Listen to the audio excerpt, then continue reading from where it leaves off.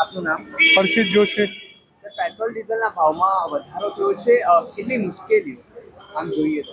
તકલીફ તો છે. તકલીફ તો છે સર, આગામી દિવસોમાં હજી ભાવ વધી શકે છે માહિતી લાગે છે. આમ કહેવાય તો રશિયા પાસે સસ્તું તેલ મળે છે, તો આપણે ખરીદવું જોઈએ કે નહીં? ખરીદે છે કે નથી ખરીદતા એ આપણને ખબર નથી. આમાં એવું છે કે અમેરિકાનું નિયંત્રણ છે આપણા ઉપર, એવું કંઈ છે લાગે? ના ના. સર, જે હાલ પેટ્રોલ ડીઝલના ભાવ વધી રહ્યા છે, હા, કેટલી સમસ્યાઓનો સામનો કરી રહ્યા છે? તકલીફ તો છે. એના માટે તો હવે કંઈ રેડી રહેવાનું કીધેલું છે, આપણે કરીએ છીએ. તો આમાં ઓફિસ વર્ગ જે હોય, બિઝનેસમેન હોય, હા, એમને બધા હેરાન થાય છે.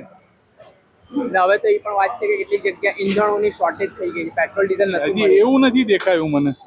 સામેવાળો પેટ્રોલ પંપ બંધ થઈ ગયો છે. એ તો એના કારણે છે.